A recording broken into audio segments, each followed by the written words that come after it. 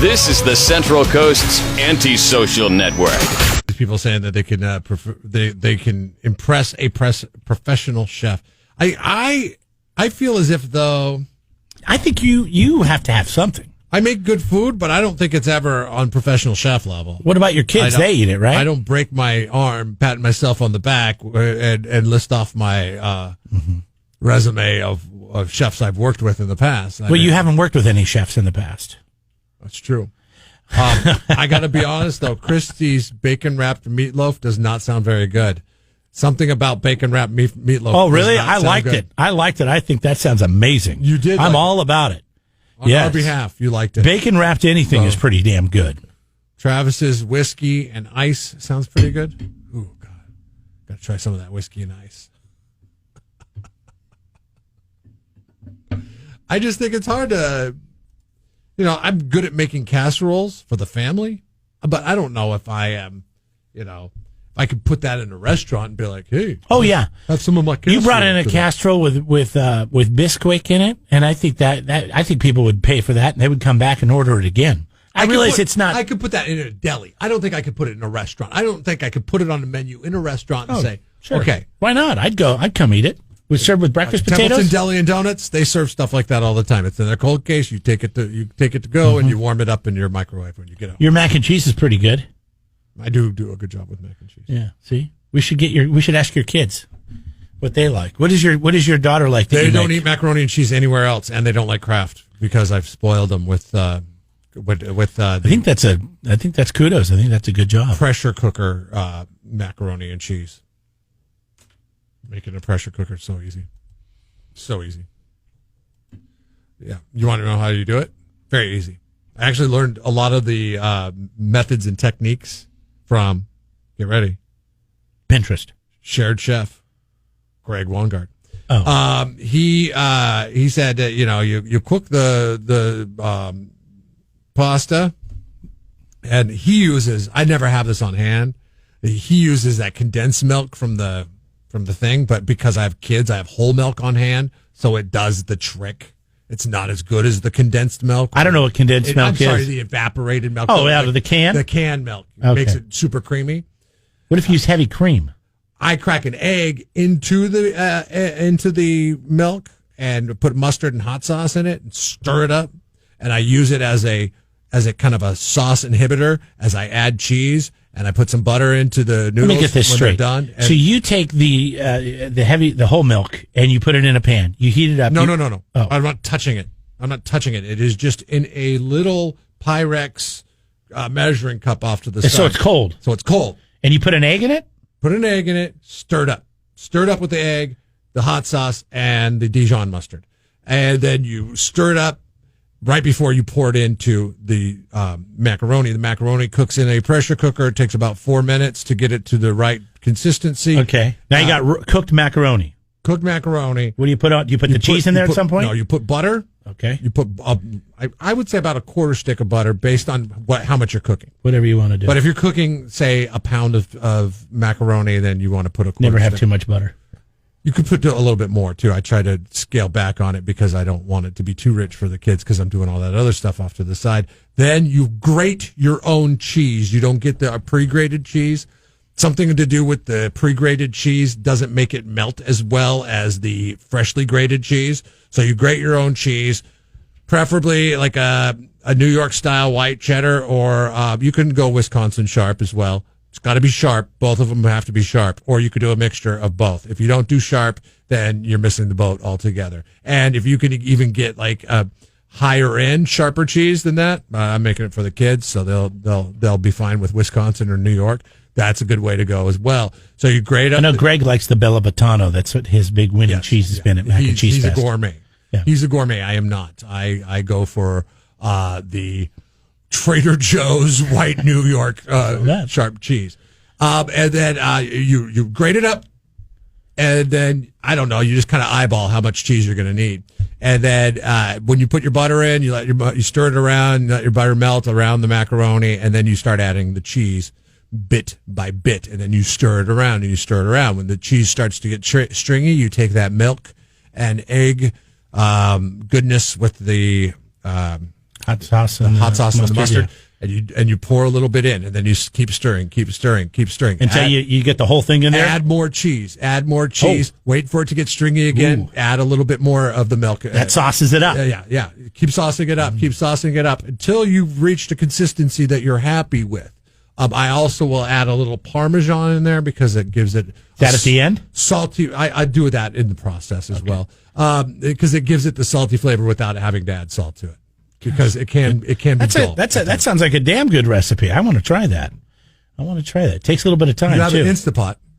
Yeah, but once you've done it like 5 or 6 times, you don't need an Instapot. It's easier. You don't need one. You can boil the noodles and put them in a big saucepan. And it is easy because the noodles are over there cooking. You don't have to worry about it, all that stuff. Okay. I know you like it. And the Instapot or the pressure cooker. I have a pressure cooker. I don't have an Instapot. The pressure cooker will keep everything warm and melting while you're doing the process, and it's just great. It's just amazing. Now people are just taking pictures of food and putting it on here. Oh, food porn! I love it. And I don't even know if they really made it. It looks like it came off Google because it's so. But the presentation on the plate is too good. It's too good to be some guy named TJ Trump. All right. Well, don't just take pictures of the food. We want to know what it is. It looks like spaghetti of some sort. If you take pictures of the food, we have no idea what it is. I don't know, ramen noodles or those angel hair? What's the deal?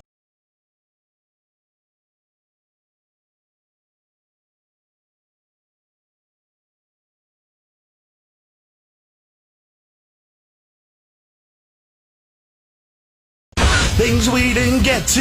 Here we go. In hashtag form with Jeff and Jeremy in the morning. By the way, I shared a video earlier this morning. Hashtag drunk, high, or tired. Mike Tyson in an interview with the UK. With the UK, the entire country? With UK morning television show. Oh, to have that jackass on there. Oh, the guy that used to be here and then he was terrible. He took over for Larry King. Or he'd fill in for Larry King. Who was that guy's name? And it'll come to me. Give me a second. Anyways, he was talking about a fight that he is going to do with Ray Jones Jr. on Thanksgiving weekend. Roy Jones Jr. What did I say? Ray? Yeah. Sorry, Roy. Anyways, and during the interview, he was having a hard time staying awake. He's slurring hard.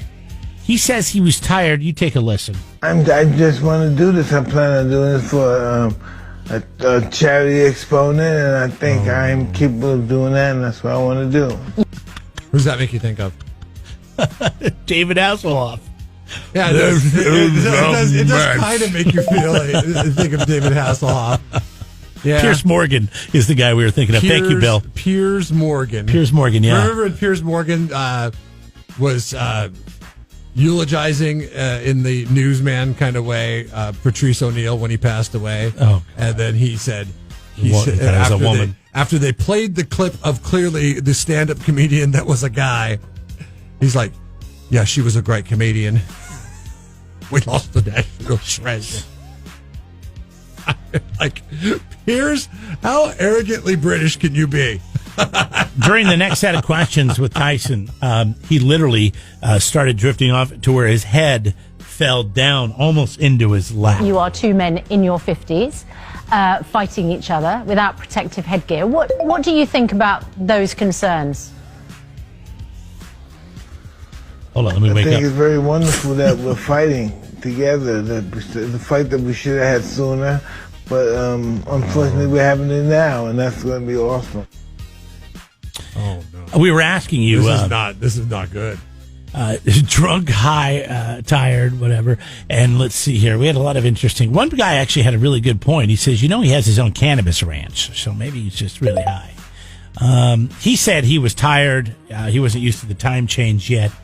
And isn't that what Paula Abdul said too? Steve says just tired. Mr. O'Brien says he's just training like a beast. And he's not putting anything in his body like drugs or alcohol. Just caught him tired is all. Who said that? Steve O'Brien. Steve, you're wrong. I'm sorry. Why is he wrong? We have more comments, but I can't. I mean, get this to work. listen to it. It's terrible. No, it's pretty bad. I mean, that's not just somebody who's tired. I wake up and I'm tired sometimes. I'm doing this for a charity exponent, and I think I'm capable of doing that, and that's what I want to do. You are two men in your 50s fighting each other without protective headgear. What do you think about those concerns? I think it's very wonderful that we're fighting together. The fight that we should have had sooner, but unfortunately we're having it now, and that's going to be awesome. That does sound more than just being tired, does it not? Sounds like he's definitely under the influence of something. I've sounded like that before after a night of drinking. Yeah, you do. You sound like that sometimes. Yeah. Too bad you don't have any audio of that. I know it's killing you right now that you can't play something. I do have audio of it. Well, I can't wait to hear it then. On a sad note, Olivia Newton-John has been trying to offer John Travolta some support after his wife, Kelly Preston, died of breast cancer. It's a really personal and private time for him, and I just support him, and he knows that. But it's, you know, how good could anybody be at this time? So he's getting through. It's good to know that he has Olivia Newton-John making the way for a possible reunion. The one that I love. Little Grace action. And this was interesting. Did they ever date in real life? I don't know. It seemed like the type that they would have. Yeah, you'd have to call your mom. Wasn't she a big fan? She would know. Yes, she would know. You want to call her? No. Okay. I had no idea, but remember Happy Gilmore, the Bob Barker scene was not originally supposed to be Bob Barker. It was supposed to be Ed McMahon, the sideshow kick from the Tonight Show with Johnny Carson. Uh-huh. He turned him down. Barker said, listen, I'll do it, but only if I win. Apparently, he wasn't supposed to win. Made it way better than Old Man Kicks. Oh, gosh, yeah. It was way better that he won in that one. That guy's driving me crazy. You know what's driving me crazy? You not getting the ball in the hole. Don't push me, Bob. Now's not the time. I can't believe you're a professional golfer. I think you should be working at the snack bar. All right, let's go. You like that, old man? You want a piece of me? I want the whole thing. The price is wrong, bitch. Oh, wait, now not you've over. had enough. Not. Bitch. Don't you think it would have been better if Bob Barker would have said the price is wrong, bitch? Yes. As he knocked him out? But I mean, that was early in the Happy Madison production stages of and they were just looking to crank out Adam Sandler movies as fast as they could.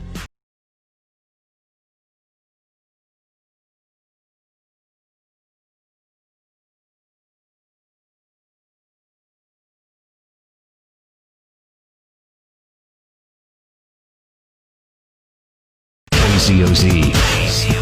It's time to play Know the Was that Show. the worst Boston accent impression you've ever heard? It's time I thought to you were do... just making fun of disc jockeys because they always say, how you doing? How you doing? Hey-oh. Let's see. It's Know the Show. It's brought to you by Federico's Fresh Max Cuisine downtown Slow. You know what I'm excited to try next time I go in there? Because we've had the fish tacos. We have the Rosarito? Rosarito? What is Rosarito? What the hell's wrong with me? The Chipotle. We had the garlic. I had the garlic shrimp. I want to try the red sauce shrimp burrito. It's got grilled garlic shrimp, flour tortilla, black beans, coconut rice. That sounds pretty good. Chipotle ranch dressing. Also a red warm Chipotle sauce. Of the guacamole. What is that? That's the red sauce shrimp burrito. Okay. Jeremy's made up a lot of words this morning. We need to know what word he made up to describe his dad's father. What word did Jeremy make up? It was my mother's father. Oh, it was? My I'm mother's sorry. I just assumed it was your dad's father. Yeah. 805-543-3693 are the numbers to get in right now. You'll win $20 to go to Federico's, downtown San Luis Obispo. 805-543-3693. What word did Jeremy make up to describe his mom's father? This was involuntary. Did it early this morning. And I thought it was sheer brilliance. It was one of those things where it just came out. I didn't even realize I was doing it. And Jeff's like, hey, that works. 805-543-3693. On the reg. If you're not into burritos or tacos, they have salads at Federico's, and they have other great dishes as well. Anyways, they're down at the Wyman, downtown San Luis Obispo. You got to get in there to check it out at Federico's Fresh Mex downtown. I'm going to give everybody an audio hint on this one, okay? I'm not your daddy, I'm your grandpa. I'm not your daddy, I'm your grandpa. It's just a hint. Seth will be coming up here in a little bit. He's got another code word for you. Money for nothing, $1,000 every day. That's coming up just after 10 o'clock. Tomorrow on the show, we'll be talking to Whitney from downtown SLO. She'll get us up to date on what's going on there. Now that we can eat inside, I went out on Saturday, had dinner. I sat outside, but was able to go inside to have a drink before dinner, which was kind of nice. So we'll get the latest on what's going on with Whitney. All right, no takers today, and I know the show. We're out of time. It was Grandfather. Seth is up next. It's Grandfather. Yeah, that was it. So tomorrow it'll be $40 to go to Federico's. Damn. All right? Double up. Seth is next. We'll see you tomorrow.